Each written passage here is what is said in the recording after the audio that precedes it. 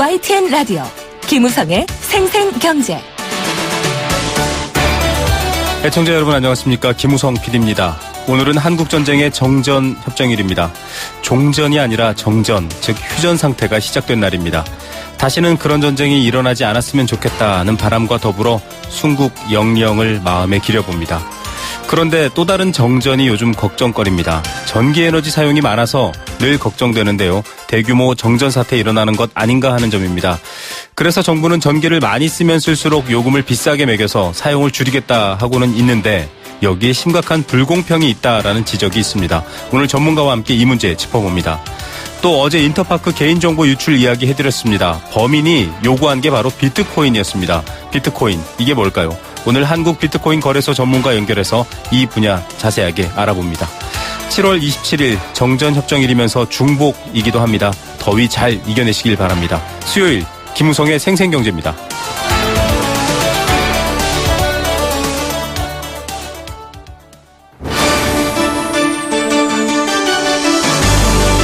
YTN 라디오 김우성의 생생경제.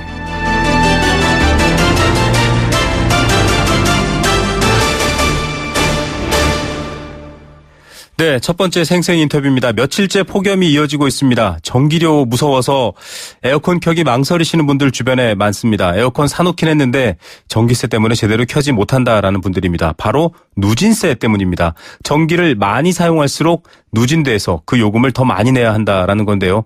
기존보다 전기를 150kW 정도 더 썼다라고 하면 요금을 배로 더 내야 되는 경우도 있고요. 사용량에 따라서는 최대 11배 차이가 날 수도 있고 계산을 해보면 한 40배 가까이 더 낼 수도 있다고 합니다.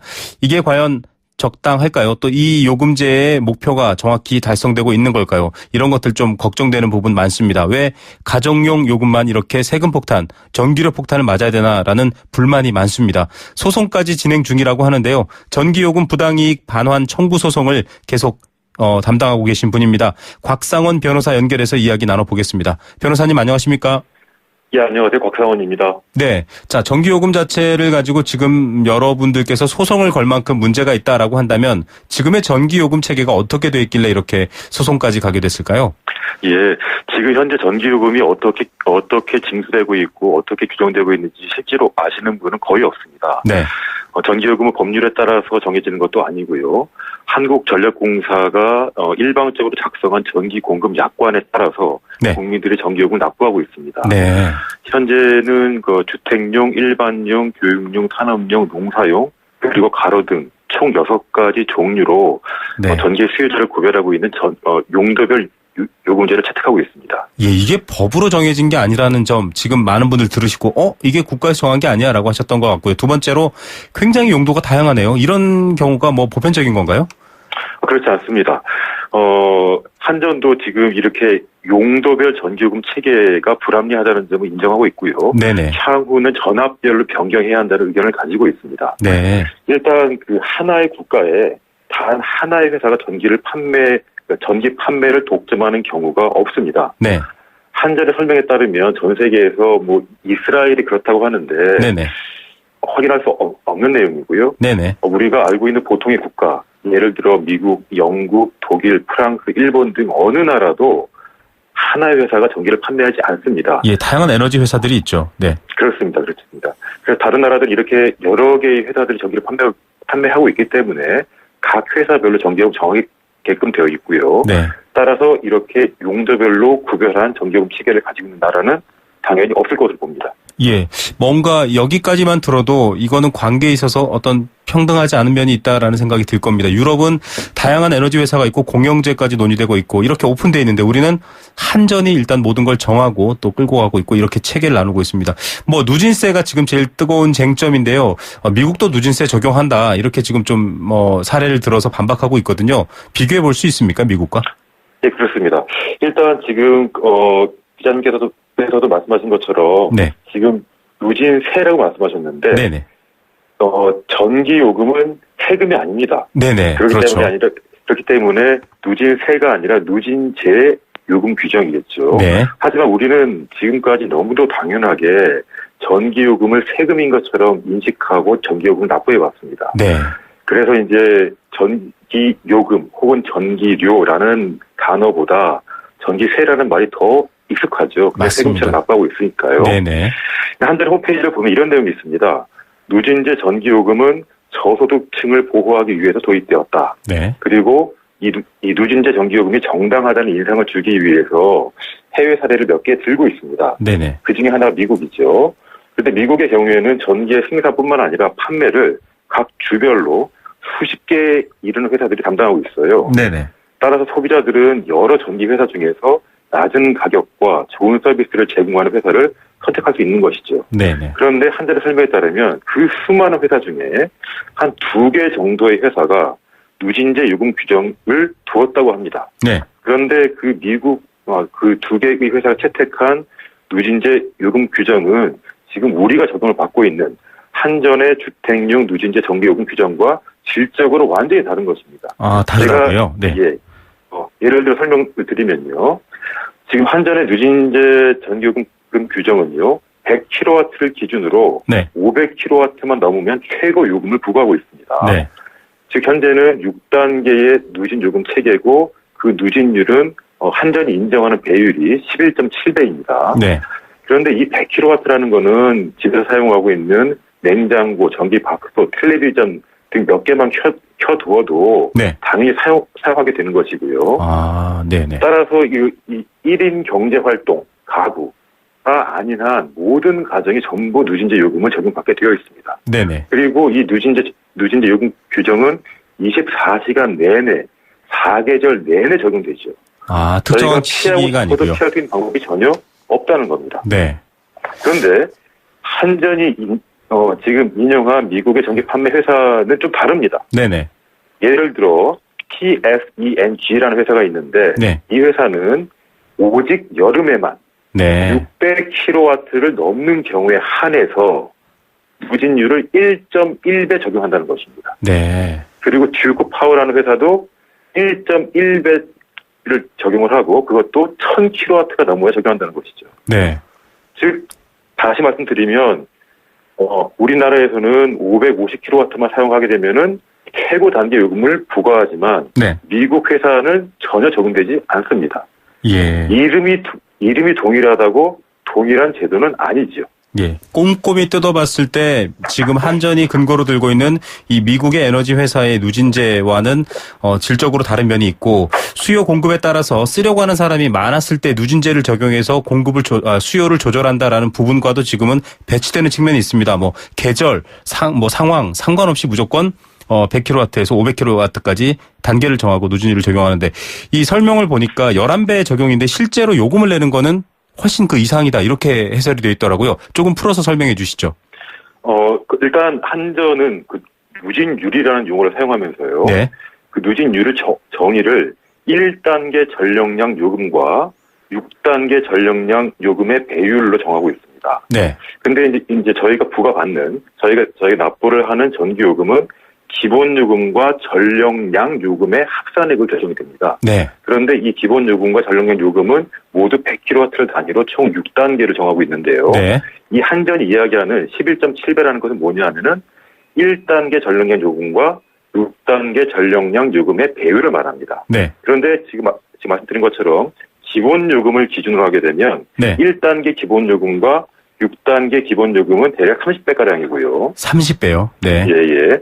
근데 이제 그것보다 더 문제가 되는 것은 뭐냐면 실제로 전기 소비자인 저희 국민들이 체감하고 있는 누진율은 네. 이렇게 일정 배율로 표현할 수 없는 것입니다. 네. 예를 들어 보면요. 55kW 사용자의 경우에는 대략 전기요금이 3,574원가량이 나옵니다. 네네.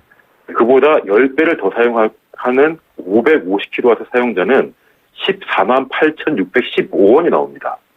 사용량은 10배인 것이지만 네. 전기요금은 10배가 아니라 41.6배가 된다는 것이죠. 네네. 그 차액만 31배입니다. 즉 일정 비율로 보여지는 것이 아니라 전기 사용량이 증가할수록 폭증하는 구조죠. 자, 이게 지금 가정용, 그러니까 주택용 전기에 대해서 이렇게 지금 적용되고 있는 누진제지 않습니까?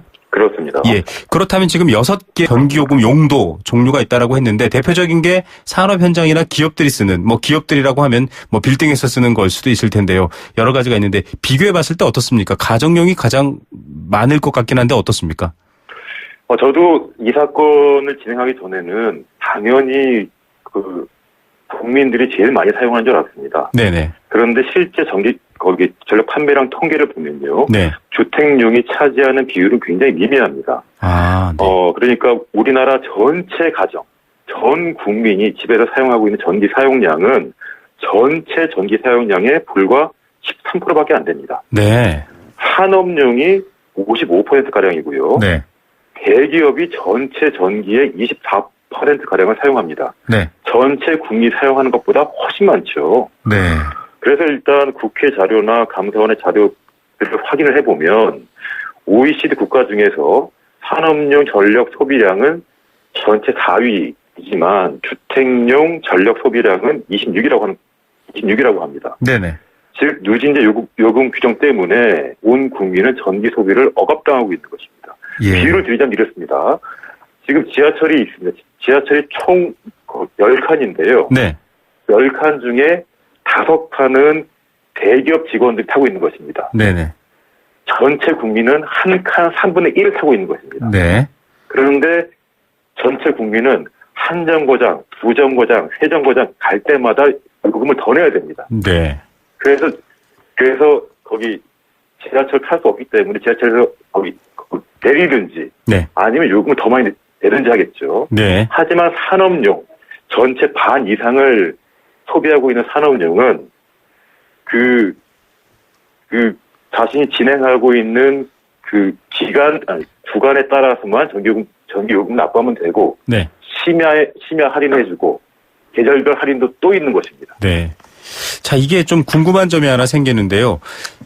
물론 산업과 기업은 뭐 국가 경제에서 또 중요한 부분이고, 물론 가정도 마찬가지입니다만, 그래서 조금 뭐 혜택을 준다라는 것도 있지만, 얼마 전에 한전이 10조 원이 넘는 이 이익을 내자, 물론 여러 가지 뭐 자산을 매각하고 이런 부분이 있었습니다만, 이 정경련이나 경청에서는 한전 돈 많이 벌었는데, 기업들 전기요금 좀 깎아줘라 이런 얘기가 나왔었기도 하고요. 도대체 왜 가정형의 이 누진제가 생겼는지 그 최초가 궁금합니다. 이게 어떻게 생겨난 겁니까? 최초 도입은 한전의 설명에 따르면 1974년도에 국제 석유 파동 때 도입됐다고 합니다. 1970년대 오일 쇼크가 그 시작점이군요. 그렇습니다. 네. 근데 그것을 비밀에서 지금까지 계속 주장하고 있는 것이고요. 네. 한전은 주로 저소득층을 보호하기 위해서 네. 이 누진제 요금 규정을 두었다고 하는 것인데요. 네네. 저소득층이라고 전기를 조금 사용하지 않습니다. 그렇죠. 특히나 가난하신 분들은 한겨울에 전기장판을 더 많이 사용하시기 때문에 네네. 전기요금이 더 많이 나옵니다. 네. 그러니까 저소득층을 위한다는 것은 사실상 거짓에 가까운 것이고요. 예. 자, 그거를 좀 확인하는 건 저희가 뭐 여러 가지가 필요할 것 같은데요. 일단은 이 누진제가 좀 불공평하다. 그다음에 그 출발점이라든가 혹은 존립 근거가 조금 미약하다라는 것들은 뭐 객관적 팩트를 가지고 지금 저희가 이해할 수 있는 부분이 있습니다. 자, 이걸 관련해서 지금 소송을 적용 중이라고 했습니다. 어떤 내용이고 어떻게 진행되고 있습니까? 네, 지금까지 제가 설명드린 것처럼 이 주택용 전기 요금에만 규정되어 있는 누진제 요금 규정이 위법하다는 것입니다. 네. 따라서 한전은 누진제 요금 규정으로 거둬들인 전기 요금을 네. 국민에게 반환해줘야 한다고 제가 주장하고 있는 것입니다. 네. 몇 분이나 참여하고 계시죠, 이 소송에?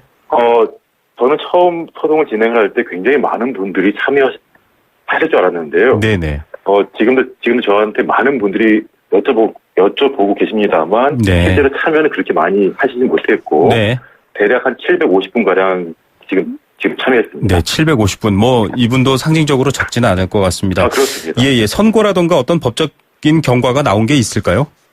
지금까지 판결 선고가 이루어지진 않았고요. 네. 지금 제가 최초로 소송을 제기한 것이 지금으로부터 2년 전입니다. 2년 전이요. 네. 예. 2년. 근데 지금까지 1심 판결도 아직 선고가 되지 않았습니다. 네. 아마도 법원이 신중하게 판단하기 위해서 여러 가지 여파가 있으니까요. 네. 예.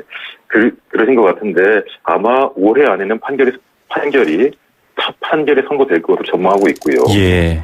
자, 에너지 관련해서 한국의 전기요금은 여러 선진국과 비교하면 싼 편이다. 싸게 에너지를 공급하고 있다라고 말은 합니다만 문제는 가격의 적정성이 아니라 이 가격을 배정하는 거에 있어서의 공평성을 지금 저희가 지적을 한 부분이고요.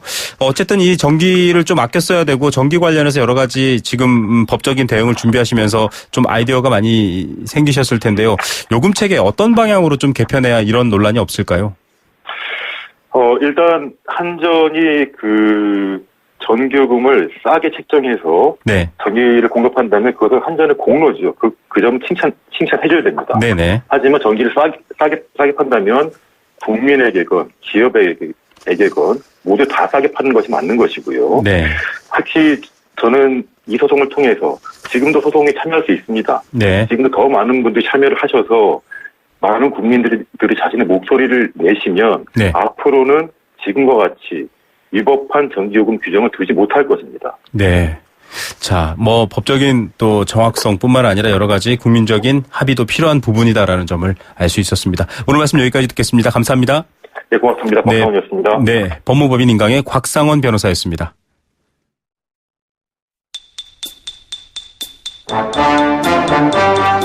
경제 탐구 생활. 네, 조금 어려워 보이는 경제도 쉽게 접근할 수 있는 퀴즈 형식의 경제 탐구 생활입니다. 알칼리 생수 한 박스 선물로 드리고요. 여행 스케치의 가로수길 콘서트 티켓도 드립니다. 도심 속 꿈의 놀이터 일산 원마운트에서 워터파크 이용권도 드리고 있습니다.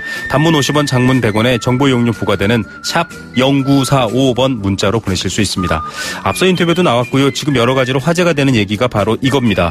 가정용 전기요금 누진제에 대한 이것이 진행되고 있다라고 제가 인터뷰 중에 설명해 드렸는데요. 기업의 제품이나 서비스의 하자 또 유사한 피해를 본 사람이 여러 명 있을 때 그들이 모여서 제기하는 소송입니다. 네 글자로 이것을 무엇이라고 할까요? 증권 분야에도 도입돼 있고요. 가습기 살균제 사건 여러분 떠올리시면 이해하기 쉬우실 것 같습니다. 일부 피해자가 전체를 대표해 제기하는 소송 무엇이라고 할까요? 네 글자입니다.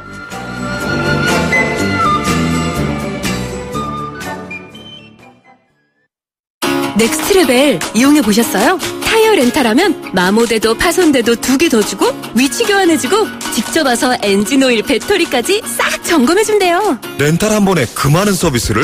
넥센이잖아요. 넥센 타이어가 만든 렌탈 서비스 넥스트레벨. 내게 렌탈 고객 대상 자세한 내용 홈페이지 참조. 20층 파노라마 뷰의 랜드마크. 세계적 건축 디자이너의 혁신 설계. 5성급 호텔 얘기? 아닙니다. 개통 예정 KTX 동탄역을 곁에 둔 동탄 테크노밸리 초입. IT 중심의 지식산업센터. 금강펜테리움 IT 타워입니다. 1600-0453 금강주택. 목으로 마셔라.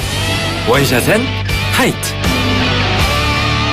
이 여름 넘어가는 맛이 좋다. 목으로 마셔라. 원샷엔 하이트. 생생경제 일부 포스코와 함께했습니다. 잠시 후에 뵙겠습니다. YTN 라디오 캠페인. 물 없는 한라산, 물 없는 제주 바다를 상상할 수 있나요?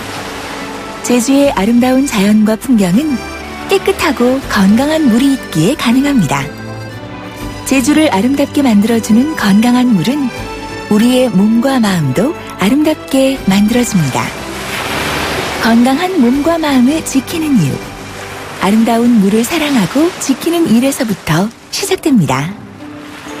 YTN 라디오 아름다운 물 캠페인은 광동제약과 제주특별자치도 개발공사와 함께합니다.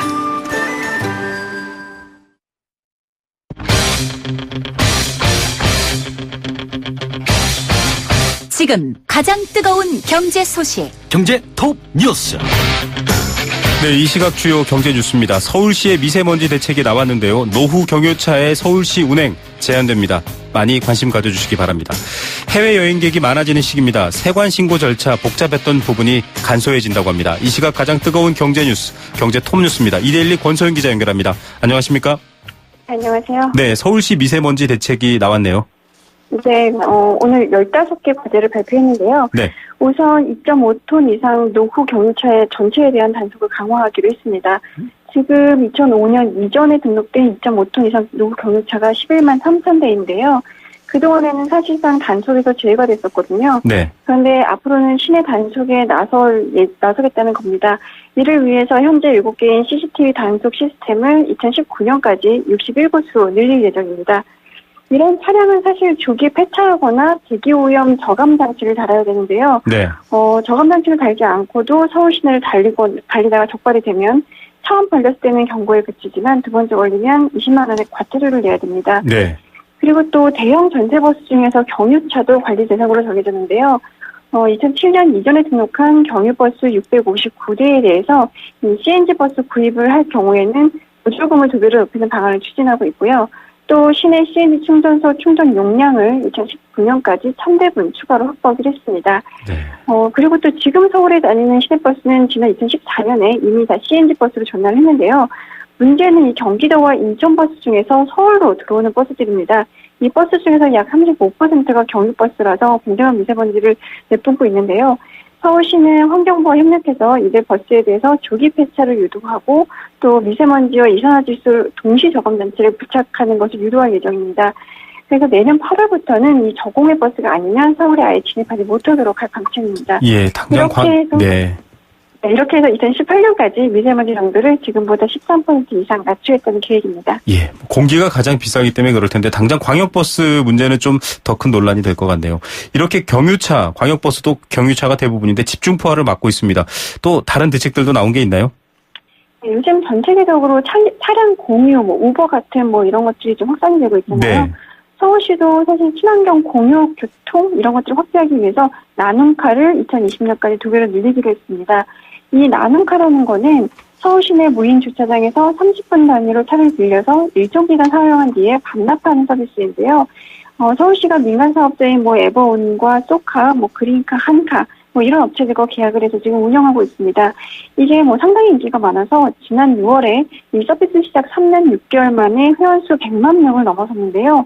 지금 나눔카가 3,447대인데 이거를 7,100대로 늘리겠다는 겁니다.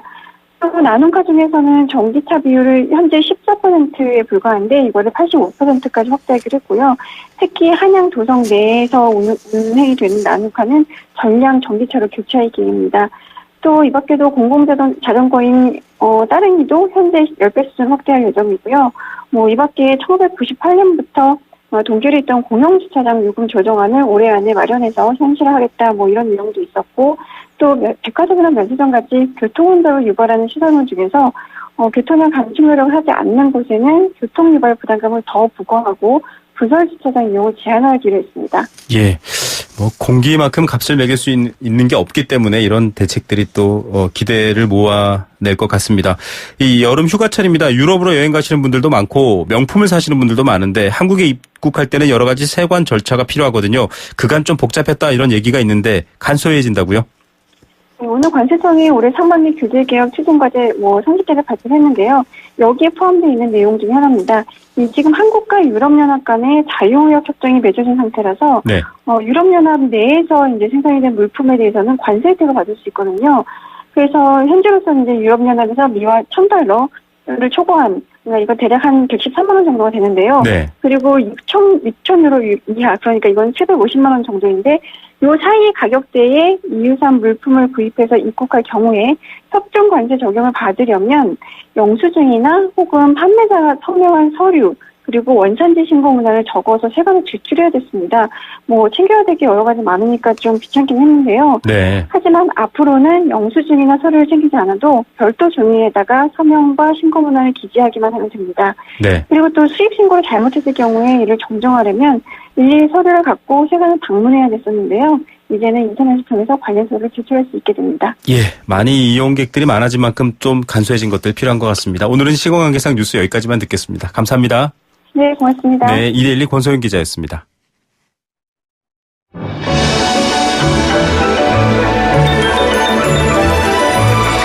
오늘의 경제를 들여다보는 시원한 창. YTN 라디오 김우성의 생생경제 생생 인터뷰.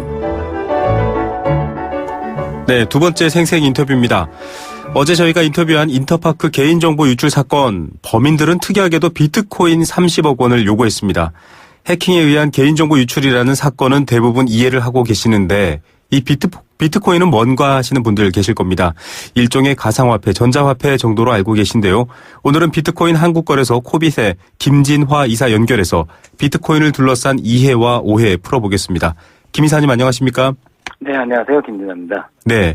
자, 우선 많이 소개가 되고 또 여러 가지 경제면에서 이야기가 나오고 있지만 아직도 비트코인이 무엇인지 모르시는 분들이 조금 있습니다. 조금 설명 부탁드릴게요. 예, 비트코인은 우리가 암호화 화폐라고 부르고 있고요. 그래서 기존의 분산 컴퓨터 기술에다가 암호학을 결합해서 만든 글로벌 결제 시스템입니다. 네. 근데 이 결제 시스템이 우리가 파일 공유 시스템처럼 서버 없이 P2P로 이제 구성이 되어 있습니다. 네. 그러다 보니까 이제 금융기관이 개입되지 않고 또 중앙은행이 개입되지 않고 특정한 이제 비트코인이라는 화폐 단위를 전 세계적으로 이 비트코인 네트워크에 참여하는 사람들이 이제 가치를 이전시킬 수 있는 그런 새로운 화폐죠. 화폐 단위고. 네. 그래서 기존의 법정화폐랑은 좀 다르고요. 네. 예, 그래서 2009년에 처음 어떤 나카모토 사토시라는 닉네임을 쓰는 네. 아직 정체가 밝혀지지 않은 개발자가 혹은 학자일 수도 있고요. 그렇게 이제 세상에 오픈 소스로 공개를 한 겁니다. 그래서 사람들이 법정화폐는 이제 법률에 의해서 사용이 강제되는데 이것은 그냥 자율적으로 써온 거죠. 네네. 처음에는 화폐 가치도 없다가 사람들이 이것이 이제 전 지구적으로 단일 화폐 단위를 쓰고 중앙은행이나 금융기관의 개입이 없기 때문에 좀 자유롭게 사용할 수 있고 저렴하게 네. 해외로 송금할 수 있고 이런 가치를 이제 알아가기 시작한 데다가 또 이제 미국에서는 상원 청문회 거치면서 보안적으로 굉장히 이게 안전하다. 네. 이런 인식까지 더해지면서 굉장히 가치가 올라서 지금은 한 70, 80만 원 1비트코인 단위당 네네. 그렇게 이제 거래가 되고 있는 거죠. 네. 그래서 이제 그렇게 이제 환금성을 지니는 자율적인 화폐다 보니까 또 범죄자들이 어떤 용이성에 주목을 해서 그렇게 쓰고 있는 것 같습니다. 예. 그러면 알기 쉽게 설명하자면 지금은 한국의 중앙은행인 한국은행이 발행한 이 한국 원화 화폐를 통해서 제가 김진화 이사님께 돈을 주거나 물건을 사거나 할 수 있는데 비트코인 같은 경우에는 이런 한국은행이라는 존재가 없이 각각의 컴퓨터에 그렇죠. 암호화된 이 체계를 통해서 금전적 거래를 하고 그것을 다시 또 현금으로 환산할 수 있다 이런 얘기신 거죠? 네, 요즘에 금융 관련 뉴스를 보신 분들은 블록체인이라는 단어를 들어보셨을 텐데요. 네네. 사실 개인 간의 금융 거래가 블록체인이라는 지구상에 말 그대로 붕 떠 있는 구름 같은 자동화된 장부에 기록이 되는 겁니다. 네. 그래서 내 컴퓨터에는 사실 블록체인 상에 이게 그러니까 클라우드 상의 등기부 돈에 대한 등기부 등본이라고 보시면 될 텐데요. 네네네. 거기에 있는 제 계좌에 있는 비트코인 내 제가 소유주임을 증명하는 어떤 프라이빗 키가 제 컴퓨터에 들어있는 거죠. 네네. 네. 그래서 요즘에 금융권에서도 이 블록체인이라는 기술에 주목을 하고 있는데 어쨌든 이제 그런 식으로 중앙은행이나 금융기관의 개입 없이 이제 자율적으로 돌아가는 화폐 시스템입니다. 예, 국가의 어떤 공인된 기관이나 금융기관이 이 운용되는 화폐의 공인을 맡고 또 운용을 담당하는데 그것 없이 말 그대로 클라우드처럼 된다. 그런데 어제 인터파크 해킹 범인들이 비트코인을 요구한 것 때문에 화제가 됐습니다. 보통 비유를 하면 좀 그렇지만 복면을 하고 강도처럼 나타나서 개인정보를 강탈해 가고서는 돈 내놔 해야 될 텐데 비트코인 내놔 이랬단 말이죠. 그래서 사람들이 이게 왜 이럴까라고 궁금해하고 있거든요. 왜 이 범죄자들이 비트코인을 요구한 걸까요? 제가 설명을 드렸지만 일단 금융기관의 개입이 없기 때문에 네. 범죄자건 누구나 비트코인 계좌를 개설을 할 수가 있습니다. 그 프로그램을 쓰면요. 누구든요. 네. 네, 누구나 개설을 할 수가 있고 글로 돈을 보내달라 이럴 수가 있는 거죠. 네. 그래서 사실 금융기관을 이용하는 것보다는 범죄자들이 이제 편한 게 있을 거고요. 사실 인터넷이 처음에 등장했을 때도 선량하게 정보를 공유하는 사람들도 굉장히 편해졌지만 네. 인터넷이라는 기술 자체가 범죄자들을 차별할 수 있는 어떤 그런 기능이 있는 건 아니지 않습니까? 그렇죠. 그러니까 마치 이제 범죄자들도 그 혜택을 누릴 수 있게 된 거죠. 그래서 포르노그래피를 게시한다든지 그걸로 이제 돈을 번다든지 인터넷에 도박 사이트가 생긴다든지 이제 우리가 기술이 가치 중립적이다라고 했을 때 이제 그런 문제점들을 함께 나타나고 있는데요. 네네. 그러니까 누군가에겐 비트코인이 굉장히 금융기관이나 어떤 중앙은행의 간섭이 없이 자유롭게 쓸 수 있는 또 참여적인 어떤 화폐 단위인데 누군가에게는 굉장히 범죄 행각을 노출시키지 않고 돈을 요구할 수 있는 그런 거죠. 그래서 네. 인터파크 같은 경우는 이제 굉장히 규모도 크고 그렇지만 이제 요즘에 랜섬웨어라고 개인의 그 PC를 강제로 잠근 다음에 네. 얼마 정도의 돈을 보내면 풀어주겠다. 뭐 이런 식의 이제 범죄가 많은데요. 네네. 네, 그런 데서도 이제 비트코인을 요구하고 있습니다. 예, 중요한 파일이나 개인의 폴더를 잠궈놓고 이거 풀어줄 테니까 비트코인 내놔라. 지금 이런 일종의 네, 인질극이 그렇죠. 벌어지고 있다고 네, 하는데 그런데 이게 사실은 비트코인을 이제 요구한다고 해도 네. 사실은 그것을 비트코인이 아주 익명적이진 않아서 네. 예컨대 비트코인을 이제 또 현금화해야 되지 않습니까? 달러로 바꾼다든지 그렇죠. 원화로 바꾼다든지 그러면 저희 같은 거래소를 이용해야 되는데 그때는 또 신원이 노출될 수가 있고요. 네. 그래서 이제 관계자 이런 새로운 범죄에 대해서 수사기관들도 굉장히 많은 연구를 하고 있는 상황입니다. 예. 그래도 지금 말씀하신 것처럼 뭐 여러 가지 자율적이고 또 P2P 예를 드셨지만 그런 이유 때문에 범죄자들이 지금 비트코인을 도구로 또 수단으로 쓰고 있지만 그래서 악용되는 면에 대한 대비책이 없을까라는 면이 있었는데 지금 그 대비책이 마련되고 있는 중이다 이런 말씀이시군요.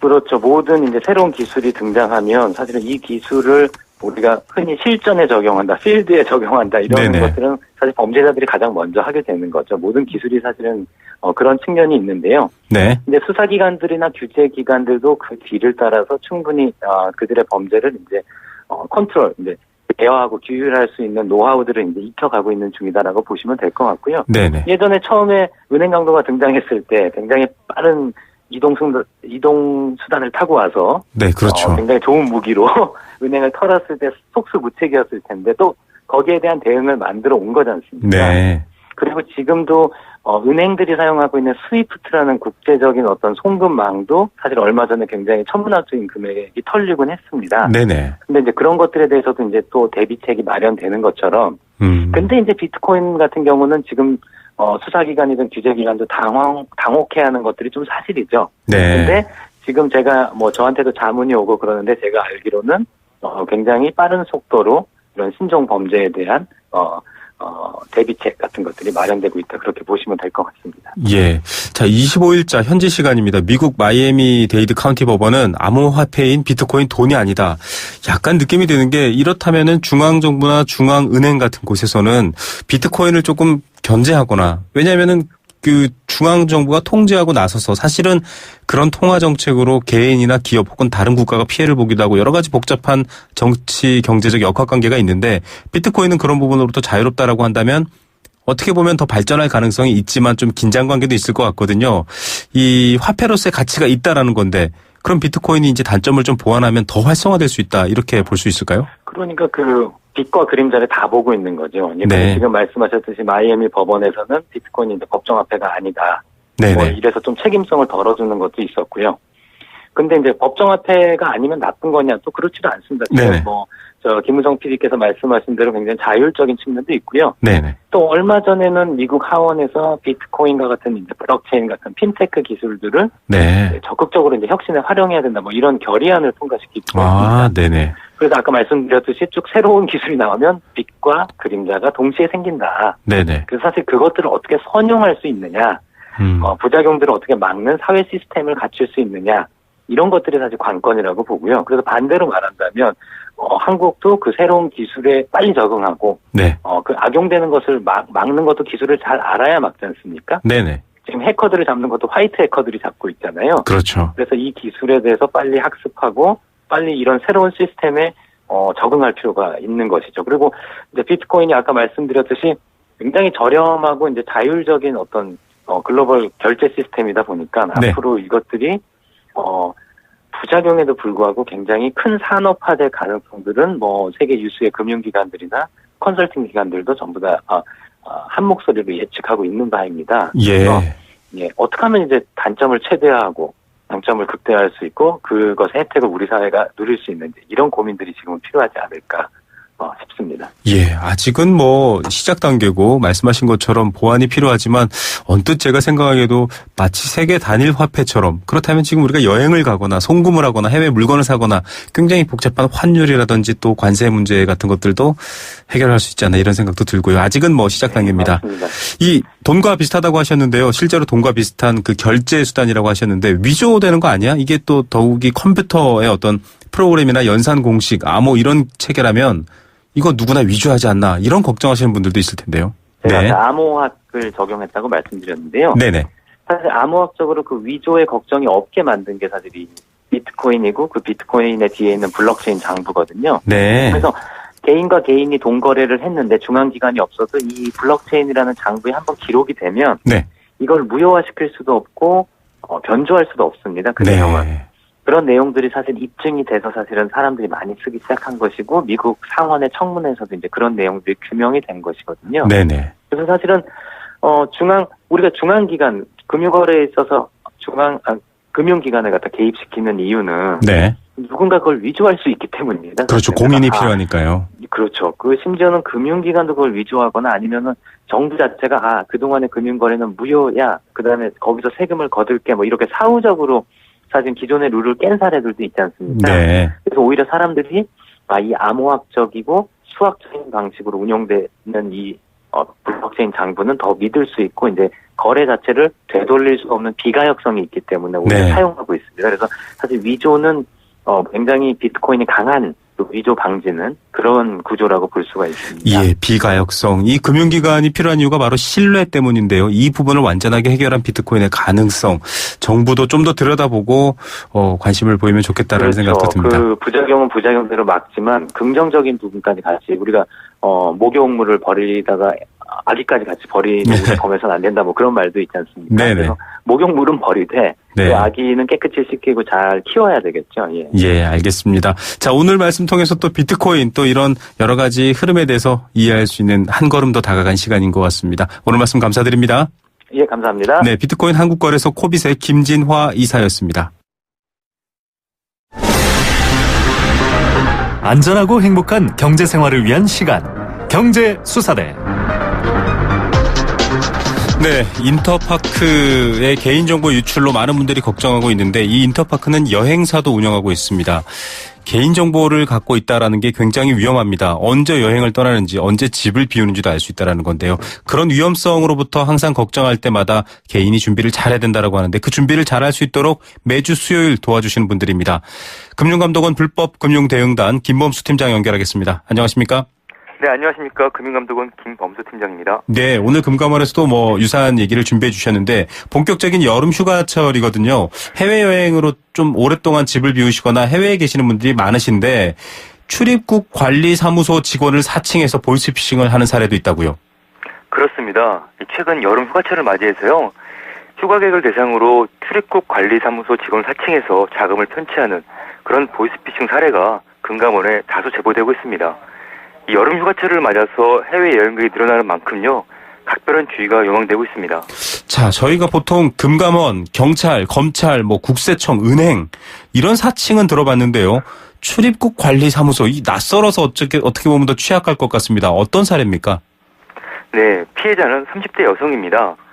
이 사기범은 피해자에게 전화를 걸어서 ARS 안내를 통해서 그 보출입국 관리사무소고 본인 앞으로 보내드릴 등기 우편물이 있으니까 네. 사인을 하고 찾아가시기 바란다며 접근을 합니다.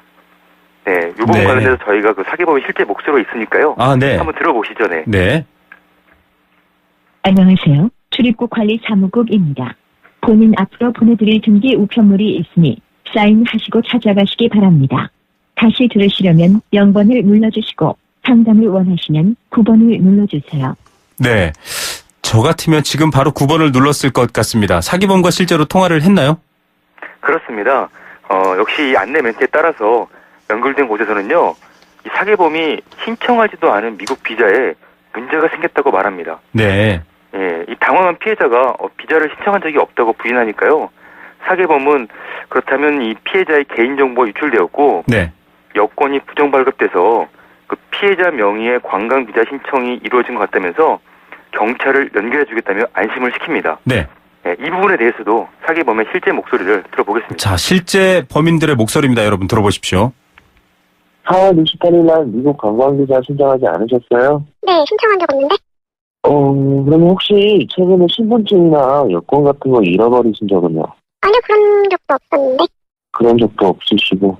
네. 그럼 저희가 볼 땐 이게 신청하지 않으신 미국 관광비자가 신청된 걸로 봐서는 많은 개인정보가 유출이 돼서 다른 사람들에 대해서 어떤 불법적으로 악용이 되신 것 같은데 혹시라도 본인 개인 재산이나 신용상의 또 다른 피해가 갈 수도 있기 때문에 일단은 저희 쪽에서 바로 신고 조치를 해드릴 거고요. 신고 접수되시면 관할 경찰서에서 확인 전화 갈 건데 전화 받으시면 본인이 신청하신 게 아니시라고 이렇게 잘 설명하시면 되시고요. 정말 치밀하다는 생각이 듭니다. 첫 번째는 ARS를 통해 출입국 관리 사무소다. 두 번째는 또 경찰을 사칭했고 그 다음에 어떤 방식으로 이제 피해자가 피해를 입게 되나요? 네, 이후로는 전형적인 이 보이스피싱 수법입니다. 피해자의 개인정보가 유출돼서 추가 피해가 우려되니까 피해자의 금융자산을 안전하게 보관하기 위해서는 사기범이 지정한 계좌로 자금을 이체해야 한다며 피해자를 기망합니다. 네. 사기범의 말을 믿은 피해자는 근처 ATM기에서 사기범이 확보한 대포 통장으로 595만 원씩 2회, 나머지 잔액 500만 원을 1회에 걸쳐서 총 1,700만 원을 이체하였고요. 사기범은 이를 인출한 후에 잠적했습니다. 네. 자, 지금 들어보신 청취자 여러분, 제가 해외여행 가 있는데요. ARS 전화가 옵니다. 출입국관리사무소입니다. 여러분 문제가 생겼으니 전화 연결하십시오. 전화 연결했더니 경찰, 또 관할 경찰서, 당신 은행이 자금이 털릴 수도 있다. 이렇게 너무 치밀해서 저도 속을 것 같은데 이 1,700만 원을 특이한 게 좀 3번에 나누어 인출했는데 왜 그런가요? 네. 현재 보이스피싱 예방을 위해서요. 네. CD나 ATM기에 네. 1회 이체 한도가 600만 원입니다. 네. 그리고 1일 이체 한도는 3,000만 원이고요. 네. 사기범은 이제 이걸 알고 있으니까 치밀하게 600만 원 바로 미친 595만 원씩 2회, 그리고 나머지 잔액을 사기범이 지정한 계좌로 이체하도록 유도한 것입니다. 예, 제가 이런 말을 유치인지 모르겠습니다만 이렇게 머리 쓸 걸로 좋은 걸 하셔도 참 잘했을 것 같습니다. 자, 이 금융사기 점점 교묘하게 진화하고 아주 시나리오도 어려워지는데요. 국민 여러분께서 특별히 주의해야 될 점 뭘까요? 네, 경찰, 금감원, 출입국 관리사무소 등 공공기관은 어떠한 경우에도 전화상으로 개인의 금융거래 정보나 자금의 이체를 요구하지 않습니다. 네. 이런 전화를 받은 경우에는요, 꼭 전화를 끊으시고 해당 기관에 공식 전화로 전화를 하셔서 반드시 사실 여부를 확인하시기 바랍니다. 네. 그리고 만약에 비자 발급에 관한 문제가 있다면요, 이거는 출입국 관리사무소의 소관이 아니고 해당 국가 대사관의 소관이니까요. 네. 해당 국가 대사관으로 비자 발급과 관련된 문제는 문의하시기 바랍니다. 예, 확인만이 정말로 표현이 좀 이상합니다만 살 길입니다. 그리고 금감원 1332, 경찰 112 확인 전화하셔야 됩니다. 자, 신용보이스 수법에 대한 금융감독원 앞으로도 좀 대응을 갖고 계시겠죠? 네, 그렇습니다. 금감원이 새로운 대책을 마련할 때마다 이 사기범이 미꾸라지처럼 빠져나가면서 신종 수법을 개발하고 있는데요. 그래서 좀 방송을 해서 알려드리는 게 괜히 오히려 대처하게 하는 거 아닌가 이런 생각이 들 정도입니다. 네, 하지만 저희 금감원은요, 보이스피싱이 어떠한 형태로 진행하더라도 소비자가 대처할 수 있도록 교육하고 홍보하고 그리고 대응 방안을 마련할 것입니다. 예, 범인들보다 애청자 여러분들 또 국민들께서 더 이 범인들보다 이 다양한 내용을 숙지하고 또 대응하면 될 것 같습니다. 자, 오늘 말씀 여기까지 듣겠습니다. 감사합니다. 네, 감사합니다. 네, 금융감독원 불법금융대응단 김범수 팀장이었습니다. 이게 헝그리 정신이야. 너 배고파? 나 롯데리아. 인터넷 안 켜. 롯데리아 홈서비스 검색해. 앱 다운받아. 2번 받아. 전화 걸어. 1600-9999. 매월 마지막 주 금요일은 롯데리아 홈서비스 데이. 이벤트 막 무대뽀로 터져. 안 시키면 배반이야. 기아자동차 2016년 미국 JD파워 신차품질 조사 1위. 한국 자동차 역사상 처음이래요. 그래서 하나, 50만 원 유료비 지원 또는 1.5% 초저금리. 둘, 1개월 내 불만 족시 차종 교환까지. 혜택도 1등답게. K3, K5 스포티지 대상 7월 한 달 36개월 선수율 15% 홈페이지 참조. 기아자동차. 톡톡 따라 불러보세요. LG 디오스 김치 톡톡송. 배출김치 톡톡 유산균이 톡톡 동치미 톡갓김치 톡 오이김치 톡. 유산균이 12배 더 많아? 진짜 맛있는 김치. 유산균이 톡톡 감칠맛이 톡톡 LG 디오스 김치 톡톡. 네, 생생경제 포스코와 함께했습니다. 오늘도 많은 분들 정답 주셨는데요. 9240님은 버스 운전기사십니다. 이 운행 중에 좋은 정보 주셔서 감사드립니다라고 정답 주셨는데요. 요즘 버스 4시간 몰면 30분 쉬셔야 되는 거 아시죠? 제도화된다고 하니까 귀 쫑긋 세우시고요. 생수 선물은 1750님께 드립니다. 집단소송 정답 알려주시면서 저희 누진제 요금 관련해서 전기세, 전기요금 말씀드렸는데 듣고 있자니 정말 국민이 봉인가 봅니다. 씁쓸합니다 하셨고요. 네, 생수 드시고 좀 진정시키시고요. 4036님께 원마운트 티켓 드립니다. 저희 집도 좀 전에 전기 검침 요금 나왔는데 2배 이상 나왔다고 하더군요. 이 더위에 에어컨을 안 켤 수도 없고 원마운트 가셔서 조금 시키시기 바랍니다. 오늘 순서는 여기까지입니다. 내일 오후 3시 10분에 다시 찾아오겠습니다. 김우성의 생생경제였습니다.